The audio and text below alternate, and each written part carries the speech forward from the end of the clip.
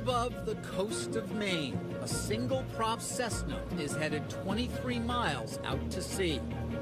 It's bound for Matinicus, the most remote inhabited island on the Atlantic seaboard.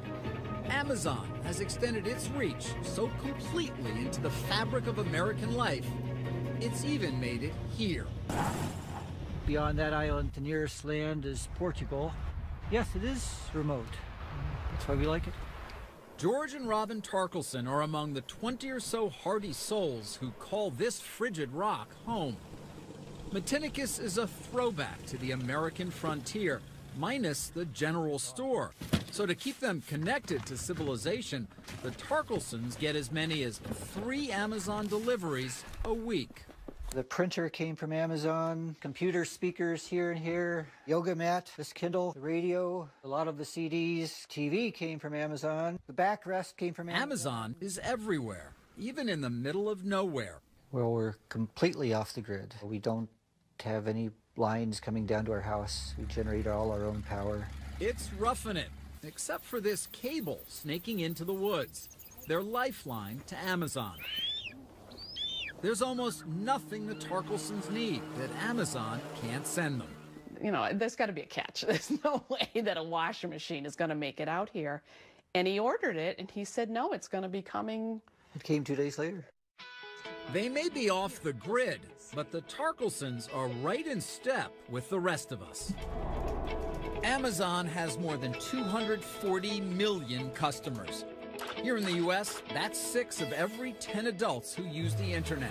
Today, the Amazon empire is at the very heart of the economy.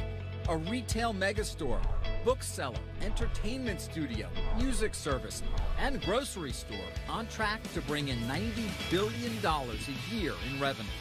And it's all the creation of this man, Jeff Bezos. A driven, hyper-rational entrepreneur who has staked a claim on almost everything we buy. His most recent venture? I can't wait for you to get your own hands on it and look at it. An Amazon smartphone. Just the latest gambit from someone who has defied expectations from the very beginning.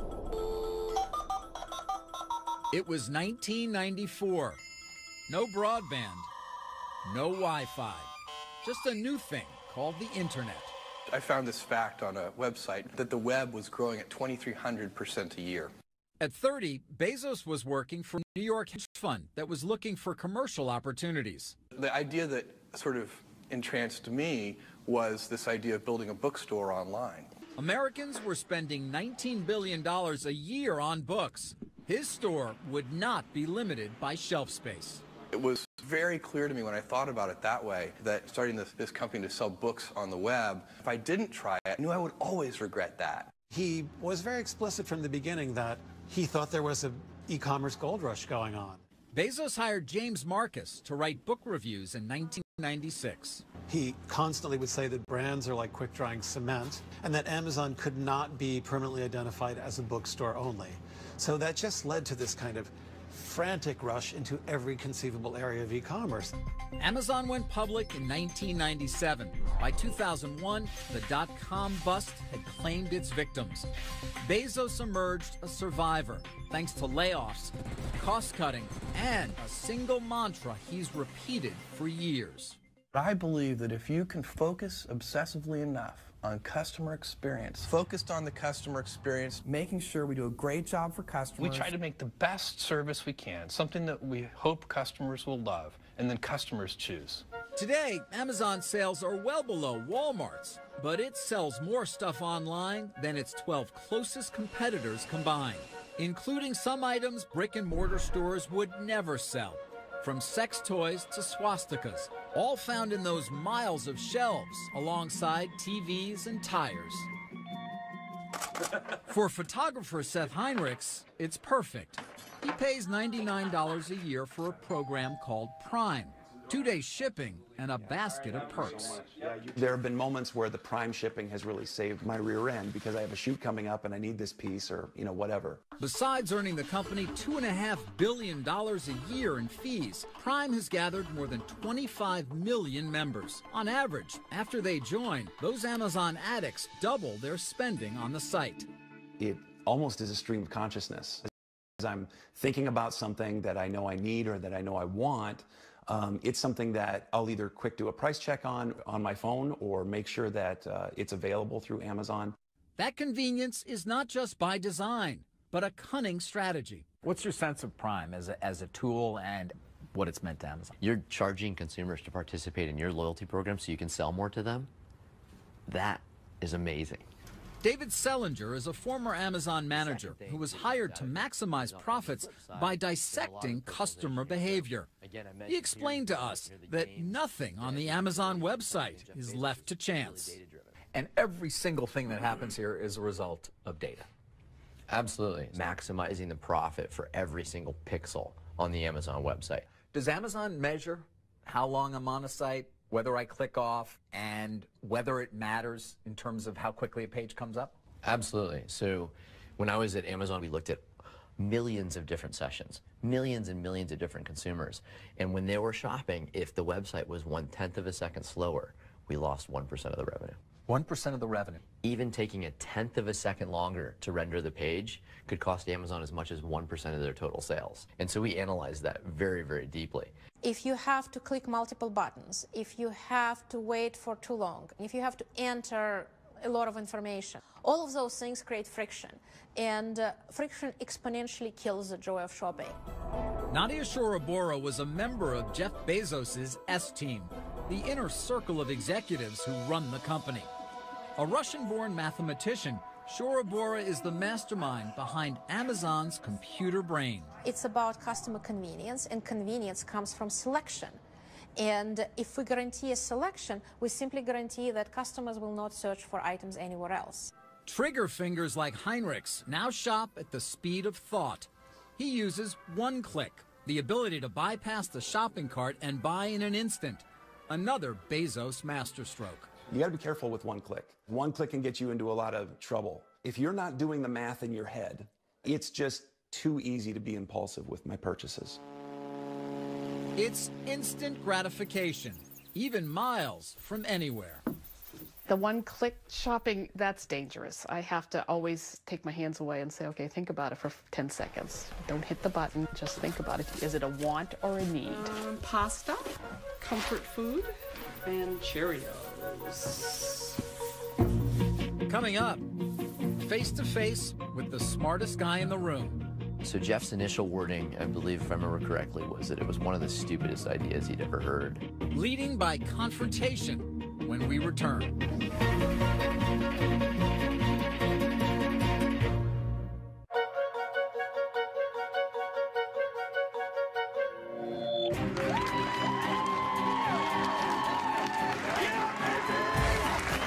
Behind one of the most ambitious companies in the world is a man who is at once famous, but not well known.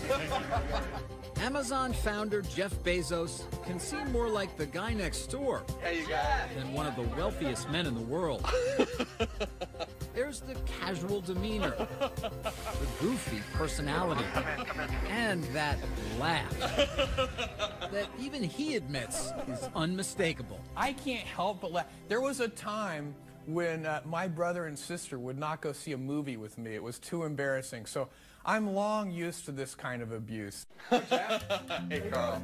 Good. How's it going? But don't be fooled. Beneath the disarming exterior is one of the most cerebral, determined, and calculating business leaders ever. Bezos is a uniquely driven individual who's changed the world, and we need to know where he came from and what makes him tick. Author Brad Stone spent years studying Bezos for his book, The Everything Store. What's he like in the workplace?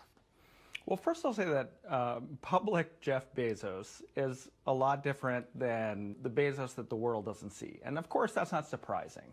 But, you know, Jeff talking to the press or speaking in public is, as with all things, very strategic. We wanted to speak with Jeff Bezos for this documentary, but both he and Amazon declined any participation in our story. In some cases, Amazon also instructed its business associates not to speak with us. But many former company executives did talk. It's those conversations, as well as past interviews with Bezos, that help paint the picture. Do you recall your first conversation with Bezos? I very markedly remember my first conversation with Jeff Bezos. There are very few people that have met Jeff that don't remember their first conversation with him. David Selinger joined Amazon as a data mining expert in 2003 and today runs his own research firm. I felt somewhat intellectually intimidated by him, to be honest with you. He was just so smart and so driven and so confident in himself that sometimes it felt like I was getting squished out of the room. One of Selinger's proposals was to sell advertising on the Amazon homepage, but Bezos wasn't buying it. Yeah, so Jeff's initial wording, I believe, if I remember correctly, was that it was one of the stupidest ideas he'd ever heard. I think he was being subtle in that. And so my team actually built a model that was able to predict how much profit we would generate from it and whether it would affect consumers negatively. So he takes a look at it, and then he's perhaps more of a believer, or at least willing to take a shot. What I really respect about Jeff in that moment, this is probably the seminal moment in my career, to be totally frank with you. The seminal moment in your career? Absolutely. Why? Because you're sitting across from a billionaire, and the billionaire tells you that he thinks your idea is stupid, but he's still willing to do it. How often have we had a chance to do that any time in our lives? To turn and sway the tide of somebody smarter, more experienced, and certainly more powerful than we are. On an overcast Seattle afternoon, we spoke with two former Amazon executives. So this was about 2000 is when we actually moved into this building. Okay. John Rossman and Randy Miller. Jeff Bezos a tough guy to work for? He has a low tolerance for thinking small, acting small, or not being extremely sharp. Or rationalizing. If you start giving rationalizations and excuses, or pointing the other direction, he'll slice you to shreds. He's got a very effective, sarcastic bent to him. Both Rossman and Miller say Bezos not only invited confrontation, he demanded it. And woe to anyone who didn't measure up. Yeah, I've seen people sitting there. I remember one person said to me, "Oh my God, I was just praying that I was going to have a heart attack, so this would stop."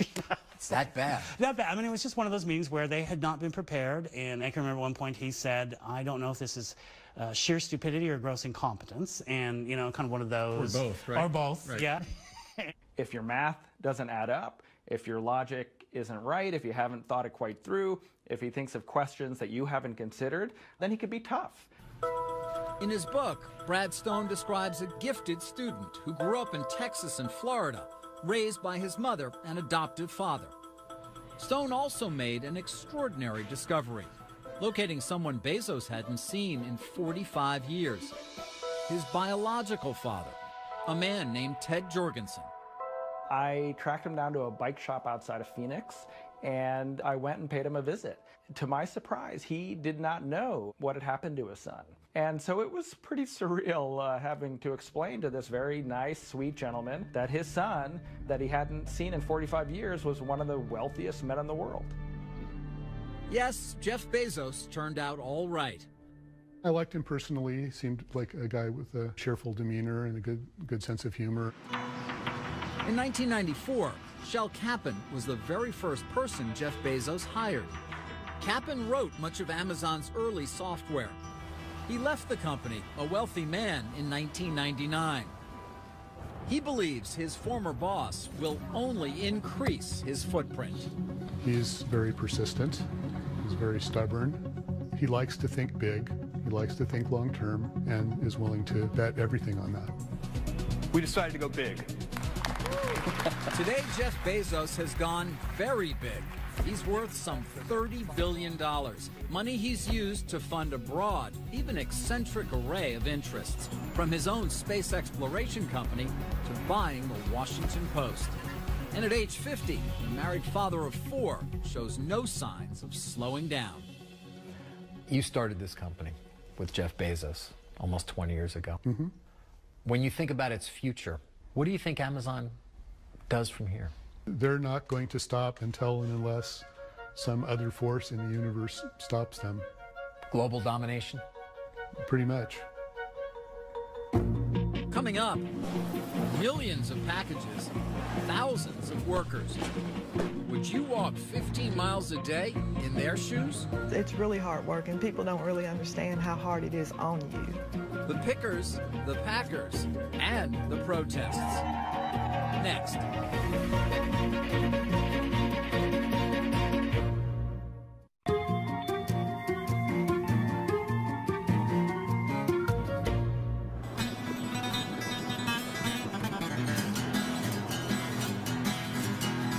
If you're wondering how those Amazon packages get to you so quickly and who's behind it, you can start with a visit to a town like Campbellsville, Kentucky.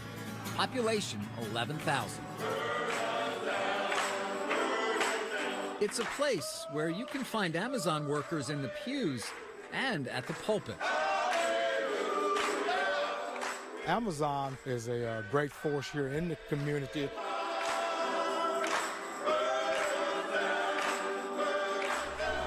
In an area desperate for good jobs, Pam Wethington's family is just one of many who have turned to Amazon.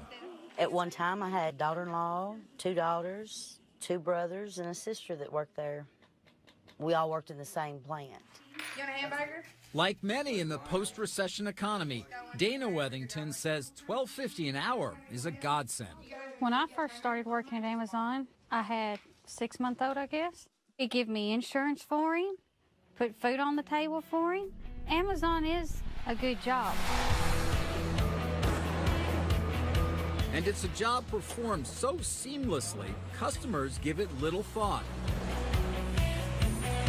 But each time someone clicks to buy, a powerful apparatus is set in motion.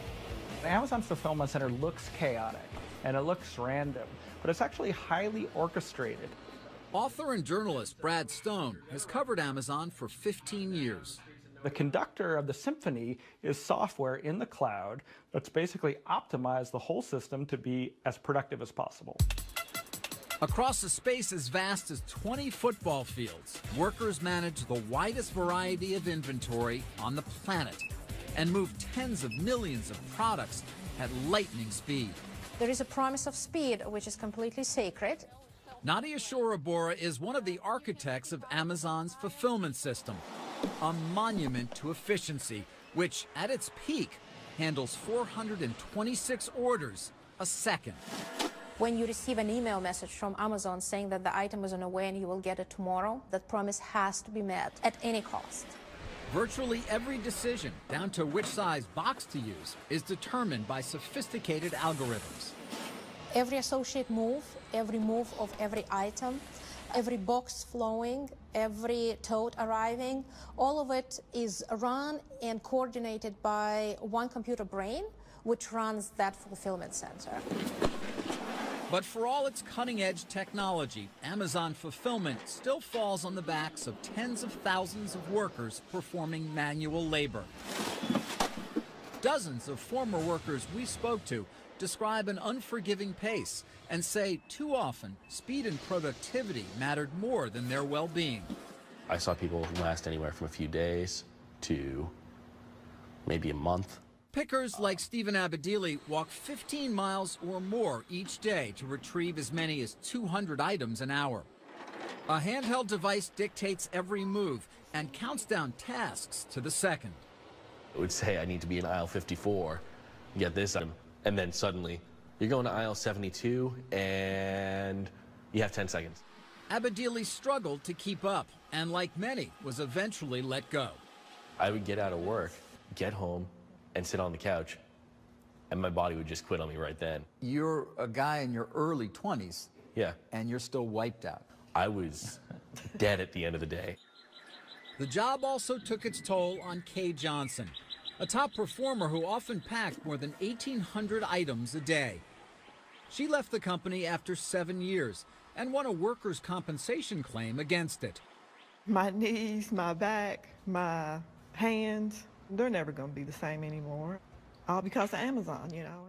But others had a good experience. I love the job. Loved the job. I loved being with the people. I mean, Doc Kane was a manager in Pennsylvania. He says the demands on workers are all in service to the customer. If things are slow in pick, it slows down pack, which slows down everything going out the door, which means you don't get your prime order on time. Warehouse work anywhere can be grueling. But a drumbeat of protests, lawsuits, and investigative reports in the U.S. and abroad have brought attention to labor issues here and raised questions about how hard Amazon pushes its employees. You heard the ambulance called all the time. People were passing out from the heat and, having trouble breathing. Dana Wethington and other former employees describe a corporate taskmaster that demanded workers meet strict productivity goals no matter what. They want you to make 100% regardless. And with the heat, it's so much harder to make it. It's excruciating at times. In Kentucky and Pennsylvania, workers collapsed from heat exhaustion. After those incidents came to light, Amazon took steps to assure its fulfillment centers have air conditioning. But we also heard claims from workers of mandatory overtime, breaks that were hardly breaks, and an obsessive scrutiny of every move. I feel like Amazon was a prison. Andrea Burris has worked other factory jobs. She says Amazon was different. You had a set time you could go to the bathroom. If you wasn't out of the bathroom within that time period, then they were looking for you. You could not stop if you were getting sick. You could not stop to get a drink of water without them questioning where you're at. We asked Amazon about conditions in its fulfillment centers. Company officials wouldn't speak to us on camera, but in a statement pointed to Amazon's strong safety record compared to others in its industry. They did not address claims of unrealistic performance demands. The number of items they pick per hour, the number of steps they take, it's measured. And when they're not as productive as their colleagues, they're put on alert. There's a line of other people in a lot of these communities waiting to take jobs. They're almost like robots, except they're obviously human beings. They're doing work that robots can't do. If they could, Amazon would probably eagerly replace their physical labor in their fulfillment centers with robots. The machine that Bezos has built is astonishing, delivering goods at a scale and speed never before seen in online commerce. Amazon has completely redefined convenience. But at what price? I used to buy items from Amazon before I worked there. I quit buying items from Amazon, and to this day, I have yet to buy anything because I know how hard and strenuous it is on your body to actually be able to get a package to you. I wish they didn't compete with me. Friendly fire when we return.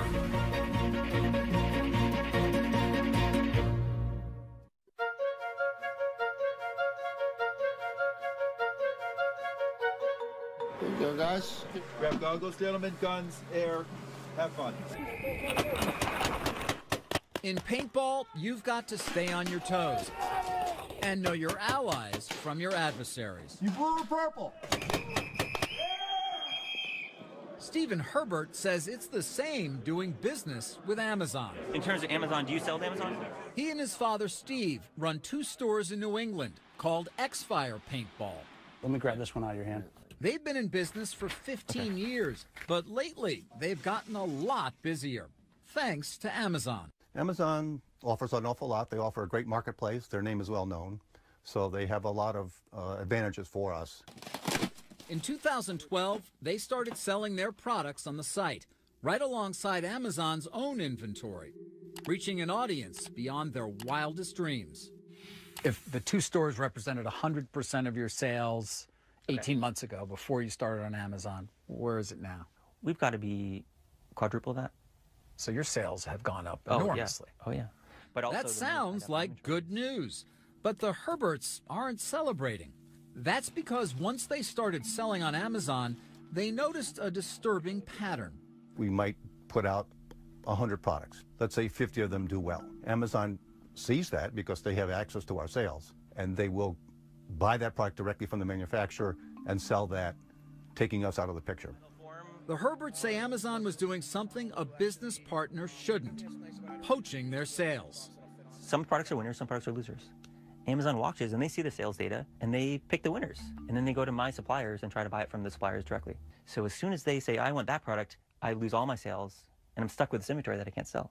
That sounds like a reason not to do business with Amazon. It certainly gives us second thought. Today, more than 2 million independent sellers do business on Amazon, accounting for as much as 40% of everything Amazon sells.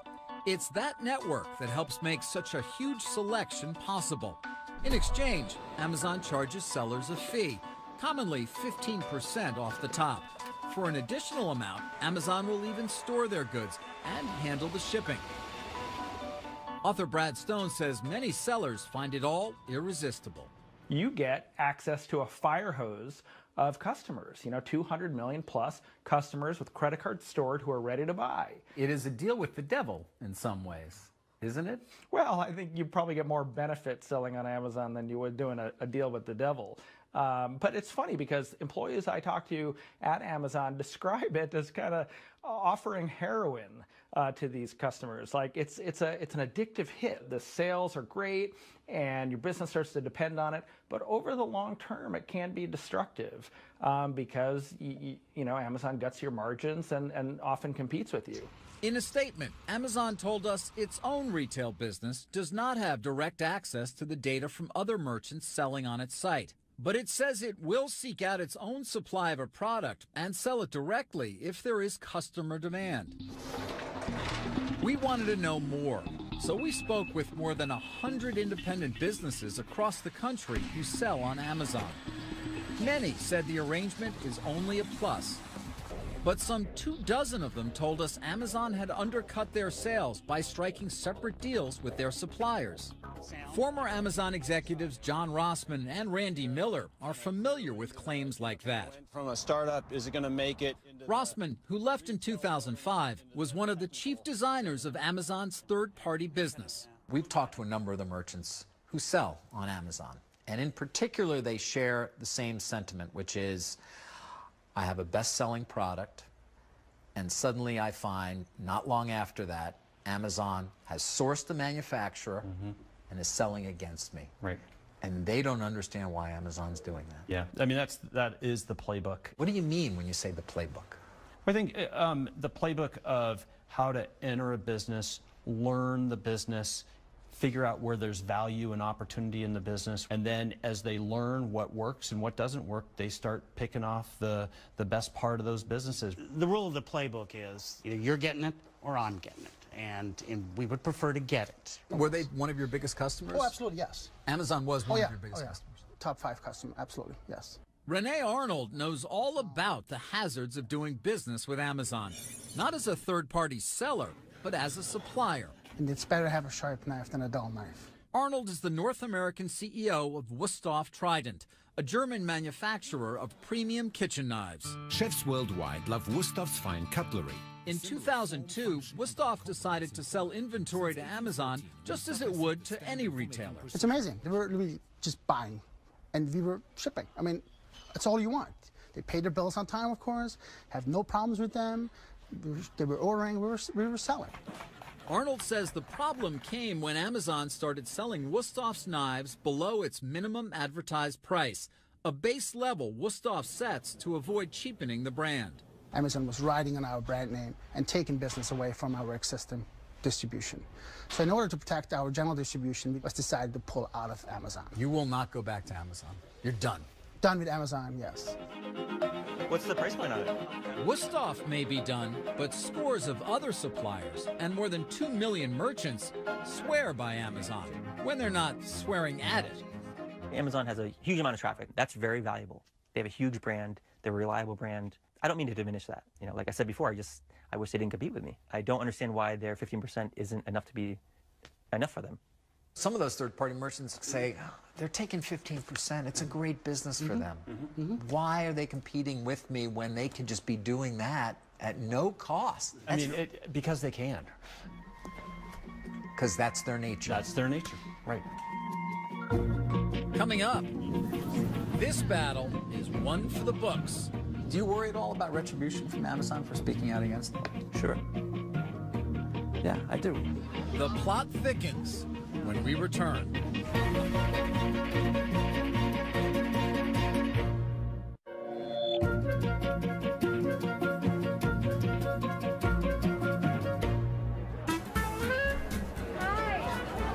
Sunday in the park. Time for a stroll and a good book. We paint mother to daughter. It's a maternal tradition. Give them to me. I want them all. But don't be fooled by the veneer of civility.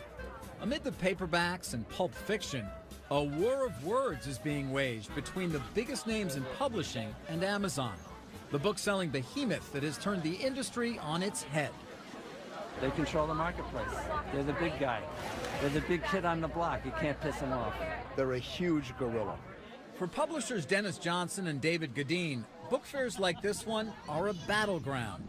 We have people who come here with their cell phones, and they'll scan the barcode of the book, and they'll compare the price I'm charging to what they could get it for at Amazon, and they'll walk away.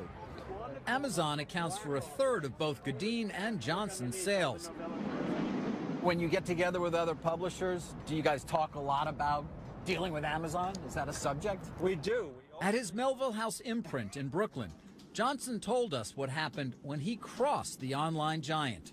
We were asked to pay additional money, which would have put them getting a total discount beyond what we thought was not only workable for us, but legal.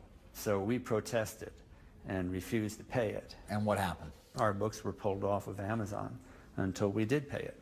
And you continue to pay it, I guess, to this day? Yes, we haven't really disputed that since then. We can't afford not to have our books on Amazon.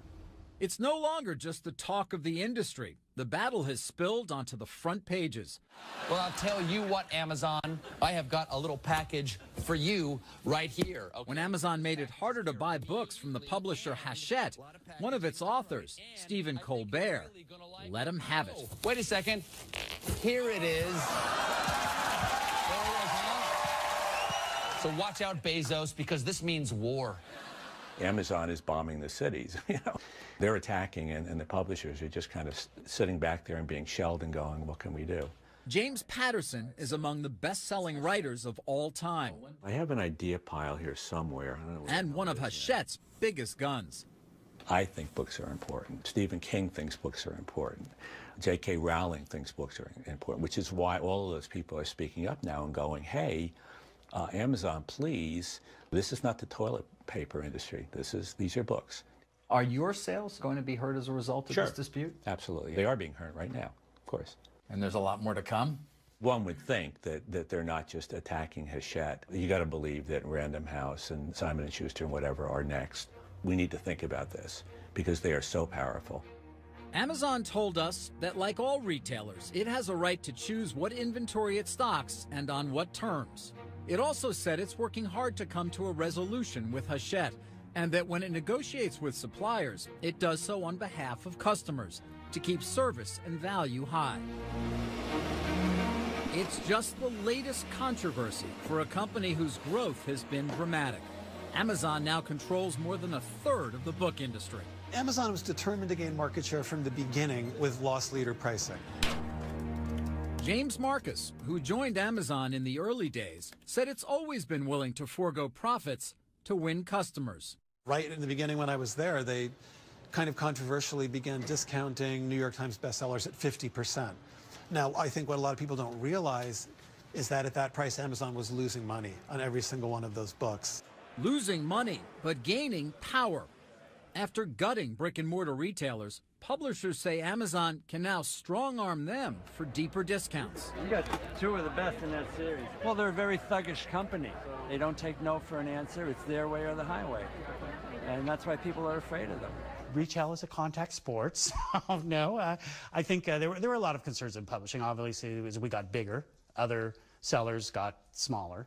Former Amazon executive Randy Miller left the company in 2006. He acknowledges that Amazon bullied publishers and makes no apologies. Well, the power went to Amazon, didn't it, to a certain extent? Yes, it did. And Amazon always seems to press its advantage. Yeah, well, that's the handbook. It's rule number 2, I think. Press your advantage. And he did. When publishers balked at giving Amazon ever deeper discounts, Miller buried their titles on the website, ensuring their sales and ranking would plummet. It was called Pay to Play. Obviously, legal after a while said, that name's not very good. Let's call it vendor realignment. Another Amazon program invoked the law of the jungle. Miller says it was called Cheetah. Jeff's story was, cheetahs never go after the strongest person in the herd. They look for the weakest one in the herd, and that's who they go for.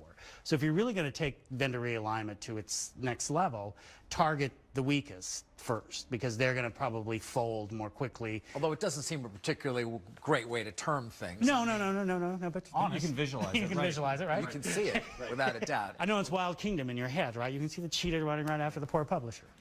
But what's bad for publishers can be good for readers. A huge assortment at your fingertips.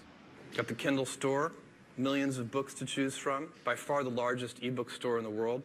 As the book wars rage on, Amazon's supremacy has propelled the company into the business of devices. First, the Kindle e-reader, then the Kindle Fire tablet, and now the Amazon phone. I think you'll be unsurprised to learn that we lavished attention on this phone for reading. Today, Amazon customers feast on not just ebooks, but movies, music, and games. Born a bookseller, Amazon is now competing with tech giants like Apple and Google to create and distribute a world of content. All part of the infinite marketplace Bezos imagined years ago. He never thought, I'm going to just have the greatest bookstore on earth. It was cunningly chosen as a point of entry. He always envisioned this sort of planetary commercial empire, and that is what he has. Coming up, sales growing by the billions. So where are the profits? In fact, it is probably one of the least profitable retailers in the world. Waiting for Amazon's payoff when we return.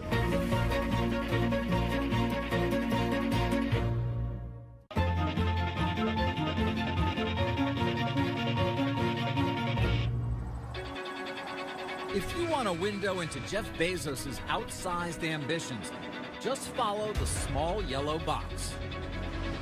When Amazon revealed the idea of delivery by drones, it was widely considered a PR stunt. But it was also something more. A spectacular reminder that Bezos is always looking towards the future. Whether Amazon continues to soar or not may depend less on unmanned aircraft than unmet expectations. Over 2 decades, despite hundreds of billions in sales, the company has barely turned a profit. They are the teacher's pet of Wall Street. They get a free pass that nobody else gets. Sucharita Mulpuru is an analyst with Forrester Research and an Amazon skeptic.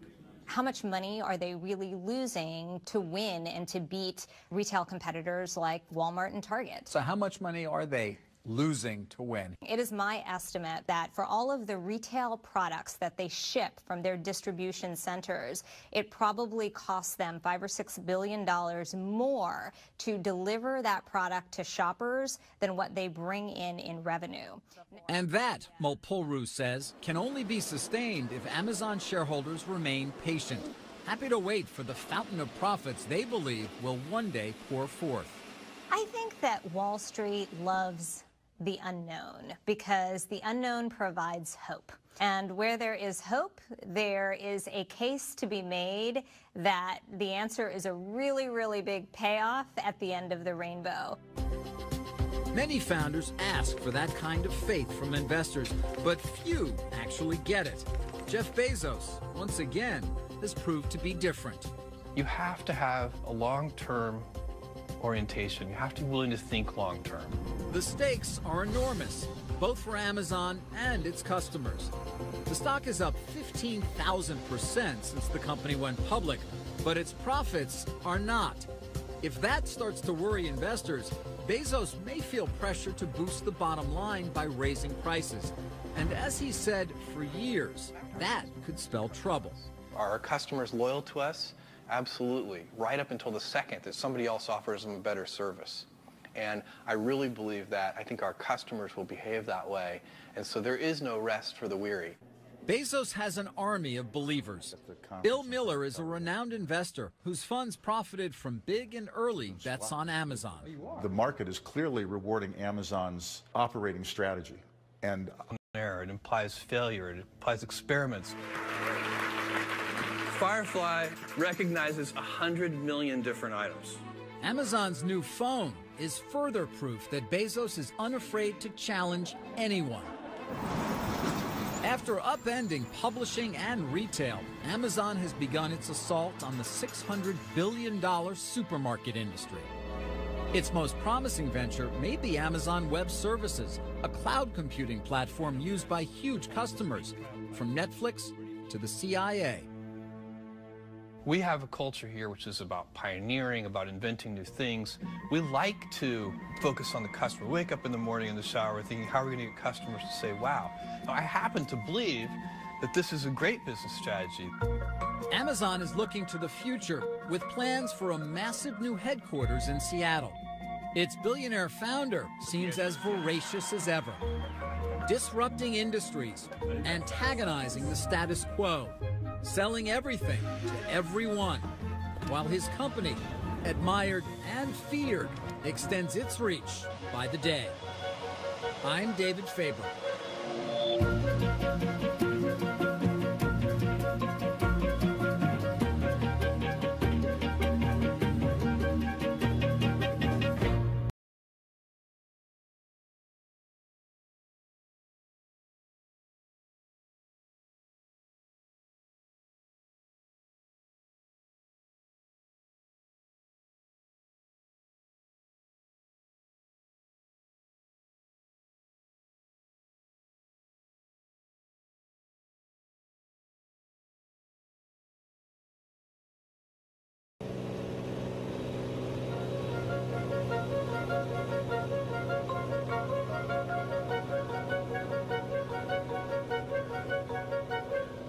High above the coast of Maine, a single-prop Cessna is headed 23 miles out to sea. It's bound for Matinicus, the most remote inhabited island on the Atlantic seaboard. Amazon has extended its reach so completely into the fabric of American life, it's even made it here. Beyond that island, the nearest land is Portugal. Yes, it is remote. That's why we like it. George and Robin Tarkelson are among the 20 or so hardy souls who call this frigid rock home. Matinicus is a throwback to the American frontier, minus the general store. So to keep them connected to civilization, the Tarkelsons get as many as 3 Amazon deliveries a week. The printer came from Amazon, computer speakers here and here, yoga mat, this Kindle, the radio, a lot of the CDs, TV came from Amazon, the backrest came from Amazon. Amazon is everywhere, even in the middle of nowhere. Well, we're completely off the grid. We don't have any lines coming down to our house. We generate all our own power. It's roughing it, except for this cable snaking into the woods, their lifeline to Amazon. There's almost nothing the Tarkelsons need that Amazon can't send them. You know, there's got to be a catch. There's no way that a washing machine is going to make it out here. And he ordered it, and he said, no, it's going to be coming. It came 2 days later. They may be off the grid, but the Tarkelsons are right in step with the rest of us. Amazon has more than 240 million customers. Here in the U.S., that's 6 of every 10 adults who use the internet. Today, the Amazon empire is at the very heart of the economy. A retail megastore, bookseller, entertainment studio, music service, and grocery store on track to bring in $90 billion a year in revenue. And it's all the creation of this man, Jeff Bezos, a driven, hyper-rational entrepreneur who has staked a claim on almost everything we buy. His most recent venture? I can't wait for you to get your own hands on it and look at it. An Amazon smartphone. Just the latest gambit from someone who has defied expectations from the very beginning. It was 1994. No broadband. No Wi-Fi, just a new thing called the internet. I found this fact on a website that the web was growing at 2,300% a year. At 30, Bezos was working for a New York hedge fund that was looking for commercial opportunities. The idea that sort of entranced me was this idea of building a bookstore online. Americans were spending $19 billion a year on books. His store would not be limited by shelf space. It was very clear to me when I thought about it that way that starting this company to sell books on the web, if I didn't try it, I knew I would always regret that. He was very explicit from the beginning that he thought there was an e-commerce gold rush going on. Bezos hired James Marcus to write book reviews in 1996. He constantly would say that brands are like quick-drying cement and that Amazon could not be permanently identified as a bookstore only. So that just led to this kind of frantic rush into every conceivable area of e-commerce. Amazon went public in 1997. By 2001, the dot-com bust had claimed its victims. Bezos emerged a survivor thanks to layoffs, cost-cutting, and a single mantra he's repeated for years. I believe that if you can focus obsessively enough on customer experience, focused on the customer experience, making sure we do a great job for customers. We try to make the best service we can, something that we hope customers will love, and then customers choose. Today, Amazon sales are well below Walmart's, but it sells more stuff online than its 12 closest competitors combined, including some items brick-and-mortar stores would never sell. From sex toys to swastikas, all found in those miles of shelves alongside TVs